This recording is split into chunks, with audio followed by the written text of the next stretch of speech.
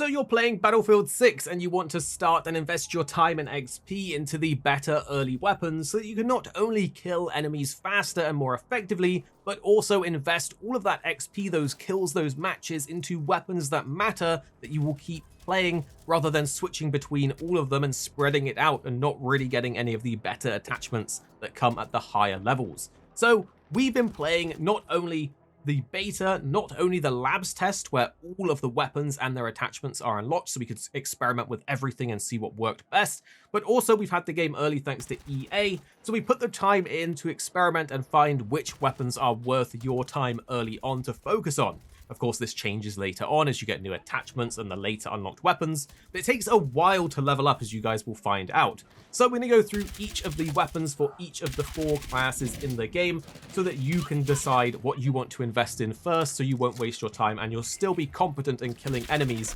even if they use some of the actually just worst weapons overall. Now, let's start with the assault, and for this we'll look at the assault rifles and the carbines, and we'll start with the assault rifles, looking at the very default gun, the M433. Now, this is a starter weapon, it's the first one you'll have, but it's actually surprisingly good.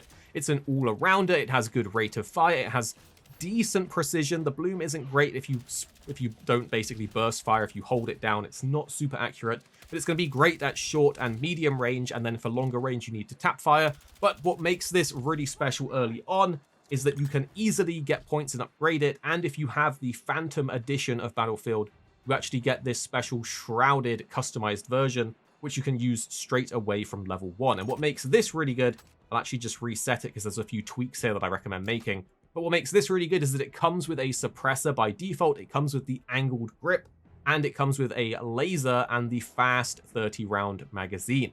Not only that, but you also have the cool skin on it too. But the biggest deal here is the suppressor. Having this at level 1 is really good. Some people don't like suppressors, but hear me out. It fully hides your in-world spotting and reduces the range where you are basically spotted on the minimap while firing. So this means people can't spot you, and you don't appear on the minimap as often while firing unless they're really close to you. So this actually stops you getting spotted and killed so much more often than you would think because you're not a big glowing red dot on people's screens. So it's really good that you get that immediately. And the angled grip's pretty good too, as it gives you some recoil control and faster ADS speed, which this weapon is really good with.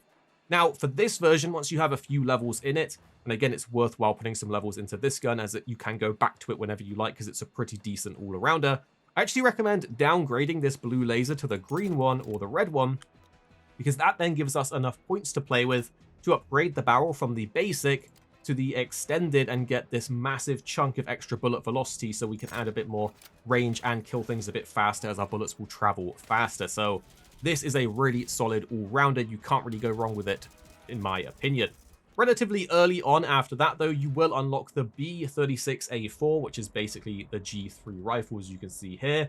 And this one, unlike the beta, where this was the king, this seemed like the best weapon in the actual public beta, it isn't as strong in my opinion now, but it is still really good. If you look between the two, the main difference is that this actually has more velocity but a lower rate of fire. It also has much higher precision and control. Now what this means is it has easier to control recoil with control, and it has less bloom, less bullet deviation with precision, and of course a faster bullet velocity. This means it's better at those medium to long range fights, mostly the medium range. So with the M433, you can run and gun like a crazy person. You've got fast ADS speed, it's really, really good. With the B36A4, you want to be using that a little bit more at the medium range, otherwise the M433 will be better at those close ranges. So they both kind of have a sort of play style that you can go with, but they are still both really good, and again, the G3 is just such a good looking weapon. This is still very decent even after the beta. I'm using the Warfighter one here, which you just unlock as you use the weapon, so you get a little bit of a skin on it. But for the attachments, the biggest things to focus on will be a foregrip to control your recoil and add to precision, and it will also be the extended barrel to add you that extra bullet velocity, so they'll be your first 2 major focuses. Outside of that, look for the fast mags, maybe even the bigger mags like the 40 rounder here, they're going to be really nice. Slap on the best sight you have and try to unlock the suppressor if you can, or slap on a comp or something depending on your playstyle. So that's the 2 assault rifles that we have that I recommend focusing on first. But for the carbines, there's also 2 really good ones. It will be starting with the M4A1, which a lot of people loved in the beta, and get this, it's really good in this too. So Let's do a quick comparison to the M433 here. So this is the assault rifle, this is the carbine. If we look at the stats down here, the carbine is basically a direct upgrade. It has better hip fire, better precision, better mobility, slightly less velocity, and faster rate of fire. So when we go back to this, you can see these are all red because this weapon is worse in all of these stats. It just has better velocity. So what makes this one different and interesting to the default M433 is the fact that it has all of those improvements. It just has less bullet velocity. This means the M4A1 is really good in those closer ranges, but it won't be as good in those medium ranges. So the M433 is a little bit better of an all-rounder, or the M4A1 is a little bit better at those close range scenarios due to its higher rate of fire and better stats overall. For this, I really recommend slapping on some attachments. They don't actually matter too much, and you can invest more points into them as you level up. But obviously put on a grip to get better recoil control and less bullet deviation. I do actually like a laser on this one, as you can run around. It has such high rate of fire. You can almost use it like an SMG. And the M4A1 here also seems to be like a favorite at the minute by a lot of people. So definitely give this one a try, see how you fare with it. Now, when you eventually go ahead to level up the M277 here, this is one of the, or it's at least based on a newly fielded US weapon, the assault rifle, the M7, that the US forces are using at the minute. So this is going to be a pretty popular one. And I think they're going to make sure it's a decent weapon, since obviously the US are newly using it on their front lines and stuff like that. But this actually is probably my favorite weapon and my highly most recommended weapon out of all of them, to be honest. This thing is a monster. Its stats don't look super impressive at first glance, but it actually is really good with its bullet deviation. It has really easy recoil control. Its rate of fire isn't the best, but it has decent damage, and it has a lower magazine size, but you can fix that with the attachments. So let's take a quick look, because this gun is a beast, even if the stats don't reflect it. I really recommend trying this out, leveling it up. This is so powerful. Now, I really recommend keeping the suppressor on it. This one comes with a suppressor, which is a big bonus compared to some of the other weapons on the list. So keep that suppressor on it. You won't be disappointed. Getting spotted less is pretty big. You really do want to go for the extended or the heavy extended barrel, because these will give you more velocity. It just basically improves your shooting at that mid-range, so really, really good. I've actually got on really well with the angled grip, as it gives you faster ADS speed, and I do like to have snappy ADS speed, but you could always go with one of the other verticals for a little bit more precision, a little bit more control if you're struggling with bloom or the recoil control. As you can see, I'm still using the 20 round fast, but I will probably rejig this and go up to the 25 round, maybe the 30 round, but probably the 25 round will be good to go with. And the hollow point, once you get that, extra good, because you get that increased headshot multiplier. So there's a few different attachments you can put on. I'm loving the 3x scope. Give it a try if you haven't already. The 3x is a really clean sight. It's really good to shoot with. And I've got the mag catch for that faster reload speed. So try this M277 out based on the M7, because it is a beast of a gun. Really, really do recommend it. Now let's go over to the engineer and take a look at the SMGs, because there is only one that I recommend early on. You will unlock other SMGs relatively quickly as you play through. You've got the MP5, the MP7, you've got the UMP sort of looking guns, all these other ones. But to be honest, the SGX is just so good. I don't even recommend leveling these until you unlock something like maybe the Vector later on and the other ones. So stick with the SGX, because this thing's an actual little monster. Has super high rate of fire, really good damage, a good magazine size. Its stats are really high, as you can see. I've got some attachments on it, so they do help.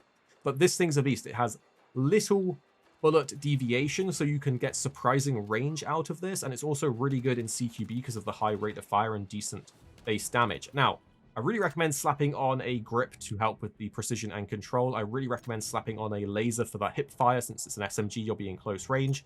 Get as big a magazine as you can. Probably the 41 rounder here at the end will be the best. And I actually do like the frangible to just stop people health regenning, since you're going to be running and gunning a lot. And you can actually upgrade this later on so that you can sprint fire with it, just like we could in the beta. So this SGX, definitely worth investing time into. Don't put your time into the other SMGs unless you really, really want to. I think you will get more mileage out of the SGX for an SMG. Now what we'll do is we'll switch on over to the support and take a look at the LMGs. Now there's two that I recommend here. The first one will be the default one, the L110. This is actually a really strong for an LMG, but the interesting thing is, if you did pre-order the game, you actually get this hatchet custom version.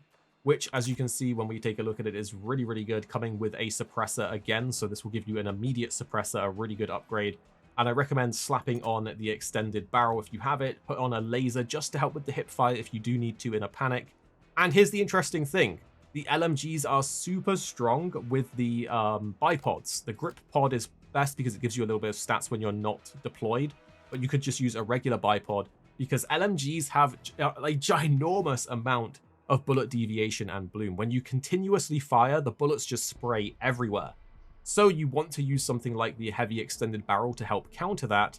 And if you have a bipod and you're deployed on the bipod, you have nearly no recoil and way better precision and bullet deviation. So when you're deployed on a bipod, you can just mow down enemies and they don't have a chance at range against you. So the L1110, really, really good, especially if you have the pre-order hatchet version here. Now, when you unlock it, we would recommend then changing to the M60. This thing is a beast. It has higher base damage, lower rate of fire than the L1110, and that higher base damage seems to make a real difference at killing enemies a lot faster. Much like the other one that we just talked about, you really want to go for the heavy extended barrel. You can see this helps with the velocity of the bullets, so you can shoot things and they will connect faster. Obviously, get a comp or a suppressor if you have it as you level up, your preferred scope. And again, the bipods are really, really good here. I'm going to wait till I get the grip bipod, but if you'd like to use the bipod system, the LMGs really benefit from them in this game, so go for it if you have it. I'll give a special shout out to the PKM as well. It's quite fun to use, but I don't think it's as good as those other two, but I will shout out the PKM. If you want to use that, go for it. It's not too bad, but again, it comes down to preference. So let's move on over to the Recon next and take a look at the DMRs and then the sniper rifles. Now, for the DMRs, it is pretty interesting. You start with the M39 EMR here. Eventually, and pretty quickly, you'll unlock this second one, the LMR27. And this one is basically a higher rate of fire, lower damage, lower magazine version. And the magazine just isn't big enough unless you can get some massive magazine, which you won't get very quickly. So I don't recommend using this one. I actually recommend, if you want to use DMRs, that you go with the M39 EMR here. This one is a 3-hit kill to the chest, a 2-hit to the headshot, I believe, until you get the better ammo types. And I think it's really good at range. I wouldn't recommend using this at close range, but you can do a shorter, kitted out version focused with a red dot sight and focused on ADS speed, and you can make this work at close range, and it is a bit of a monster, but it really shines at long range because you can just 3-tap enemies in quick succession. So for this, I recommend slapping on a whatever your preference of scope is, put a suppressor on if you can, staying off the maps when you're shooting at range, slap on an extended barrel for the velocity, obviously a grip to help with control because it is a single tap fire weapon, and try and get some reload speed. And the penetration rounds are pretty good on this too. So the M39 EMR is going to be the choice. And when eventually you get it, you can switch to the SVK here because it has way more damage but a lower rate of fire. So switch to this when you can, but it's a lot later that you unlock this. The actual sniper rifles, this is another interesting one because if you look at the stat differences here between the different snipers, this base sniper rifle, they all have the same damage at 100, but this one has higher rate of fire but a lower magazine size and the same or higher bullet velocity based on the loadout. So the starter sniper is actually really good compared to these other ones that you unlock, but the PSR is a monster when you eventually unlock it, but you won't unlock it for ages. So I recommend just sticking to the M20110 ESR here, the default one. And this is another sniper that has one of these Phantom Edition packs, the Drop Shadow. It has a really cool skin, but let's take a look at it. It comes by default with this, if you have the Phantom Edition pack, with a suppressor, which is huge for a sniper, so you can stay off the minimap. It comes with the rangefinder, which is so good. Obviously, we've done videos on rangefinding and zeroing if you want to learn all about that. It even has an angled grip on it and the 6x, and it even has the long range ammo. In my opinion, you don't need to change really anything on this. You could just use it as it is. This is a really good setup. You get it with that Phantom Edition. If not, you can just play with it and unlock these attachments and put it on. But this is the sniper that I would recommend pretty much 9 times out of 10 to any beginners, and then switch over to the PSR at higher levels. Now, there is one more gun to talk about. We'll go over to Assault for this one. It's the shotguns. There's a few different options. We played with all of these in the lab test. And to be honest, the M87A1, the bane of the beta that everyone was using and complaining about is still extremely strong. They have reduced it slightly. It isn't quite as powerful, but it's still one-shots in CQB. If you're running around a small map with a shotgun, you're going to be one-shotting everyone. This shotgun is still super powerful. If you want to play with shotguns, just run this. You can do some attachments if you like. Let's take a look. There's a few that will... Oh, that's the wrong one. There's a few that will actually help you out. I don't think the grips matter that much because you're going to be 1 or 2 tapping anyway. But I would recommend putting on the best laser that you can, as these will improve your hipfire stat and your mobility. Hipfire stat being quite a big one for the shotgun itself. And keep the 7 round. Don't get tricked into the 5 and the 6 round. Keep the 7 rounder. You want those extra shots. The mobility doesn't make a big enough difference. And we did experiment a lot with the slugs in the labs tests as well, and they are pretty good after the slight nerf to the shotgun. But to be honest with you, it's still extremely strong. The buckshot is just going to do the job. So that is all the weapons and the attachment recommendations that we have across all of these different classes and weapon types. Again, you want to focus your XP and your time into set weapons before you switch. So I recommend picking one of these per category for your classes and then really focusing until you level them up to around 30 or 40 and get all the attachments, and then switch to the much later tier weapons that you unlock way later on, so that you don't waste your XP and all of that stuff. So hopefully this helped you out. We wish we knew that these were the weapons to pick earlier on, but we've put the work in and the time in the labs test and in the early access period to really help you guys out here. So drop a like below if we did help you out, and comment if there's any weapons that you think should have been on this list that we didn't include. This is based on 1, our personal opinion, 2, our testing across the beta, the labs, and the early access, and 3, our preferences to our playstyles. So it'll be a bit different for everyone. We hope this helped you out. We'll have more Battlefield 6 coming your way soon, so make sure you're subscribed down below. Here at Arix Gaming, we're 2 friends who love to play games. You have me, Paradise, as well as 26. Our goal is to keep the videos as concise as possible by cutting out any of the fluff and focusing on what really matters with high quality videos. So make sure you're subscribed down below for more videos on your favorite games coming very, very soon.